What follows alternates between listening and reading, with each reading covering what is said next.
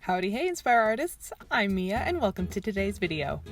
Today we will be drawing a nighttime scene of Nessie, the Loch Ness monster, in her lake for the second installment of our mythical creature series.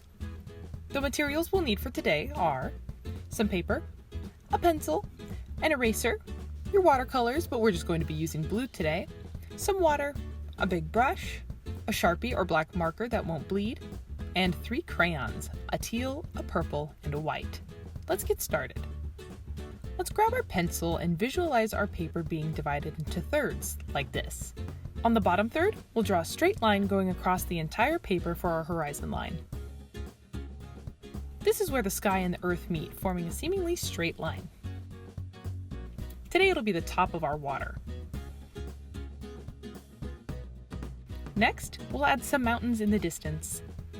I start around the middle of the paper and make some squiggly zigzags all across the page, above the horizon line.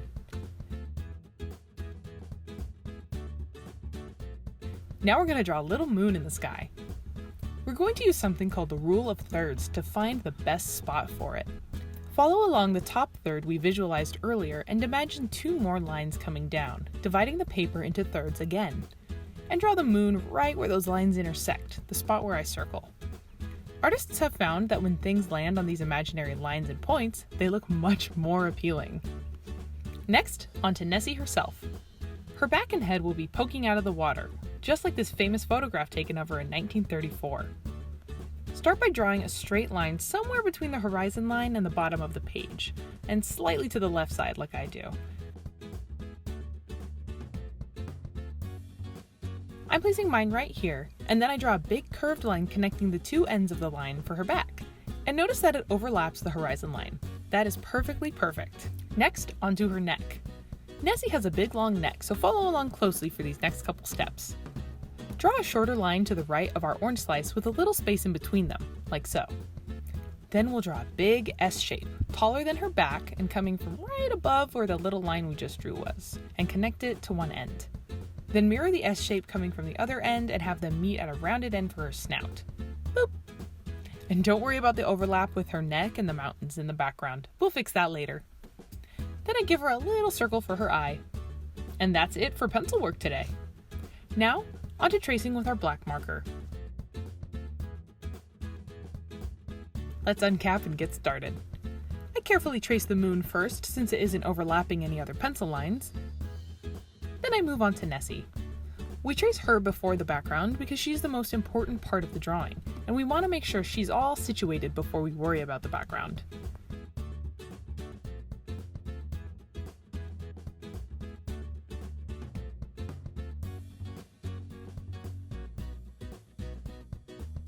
I then draw over the horizon line, not drawing through Nessie though.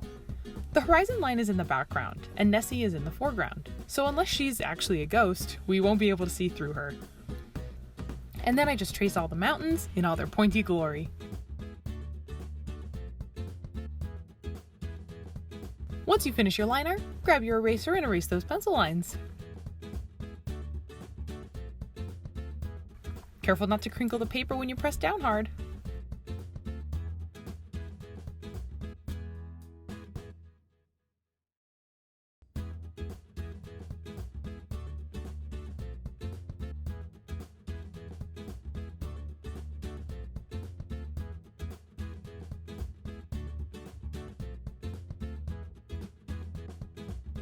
And now for coloring. Take your teal crayon, teal is a bluish green color, and begin filling in Nessie.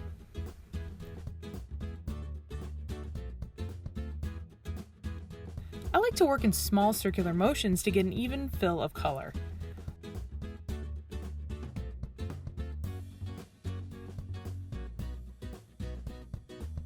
Oop, and it looks like my sweet cat Uma wants to help us today. Hi Uma!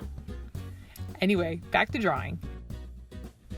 Continue filling in your Nessie, remembering that pushing harder means a darker and more saturated color. And while we fill in, did you know that the word Loch means lake? The lake is connected to the Ness River, which is where Nessie got her nickname from.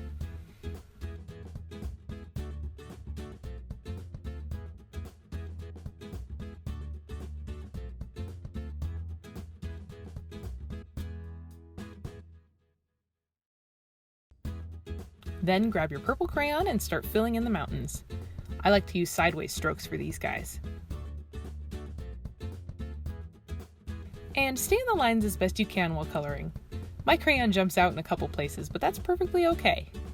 What matters most is that we have fun. And I'm sure Nessie has lots of fun splashing around in the Loch, which is in Inverness, a city in Scotland. Nessie might be the hide-and-seek champion of Scotland because no one has found her yet. Some people think she might be a surviving plesiosaur, a prehistoric water-dwelling reptile from the Jurassic period, but no one knows for sure.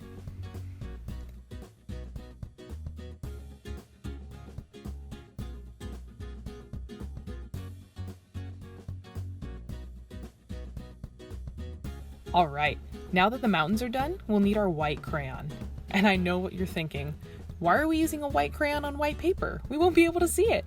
And you're right, we won't be able to see it yet. We're going to perform a little artistic magic trick on this drawing.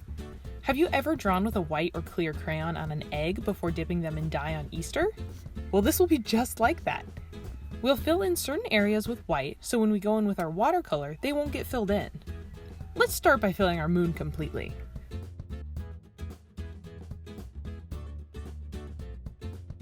You might be able to see a slight difference in texture or color in the spots filled with crayon, or feel it with your finger if you're unsure if you've filled an entire spot. Once it's filled, draw some stars in the night sky. We'll color the sky and water last, and believe me, it'll look awesome.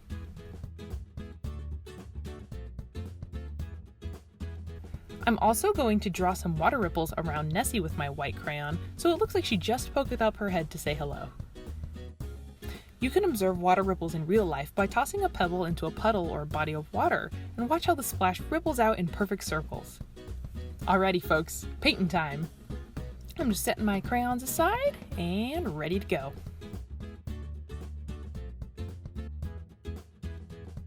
Take your brush and submerge it completely in your water. We're only going to work with our blue paints today, so grab some color from them and add more water until it's diluted to your liking.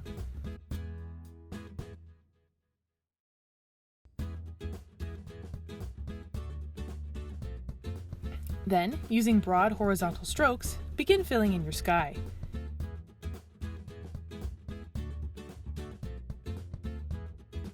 And paint right over the moon. Look at that! The paint completely avoids the crayon. Crayons are made of wax, and wax resists water. The two cannot mix, so we get these amazing hidden designs when we use the two together.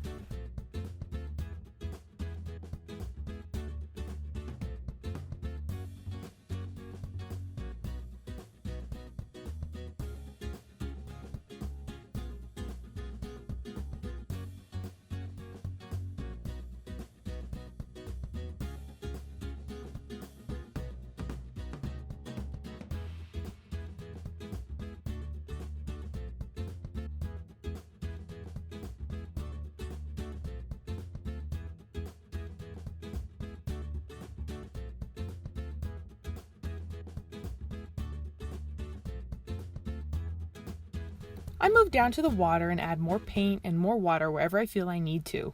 If your pigment isn't covering enough area, consider adding more water. And you can always add extra layers like I do for a darker color. And at first, I was painting around Nessie and the mountains, but I decided to paint over them anyway, because then everything will have just a hint of blue and it'll really tie the whole piece together.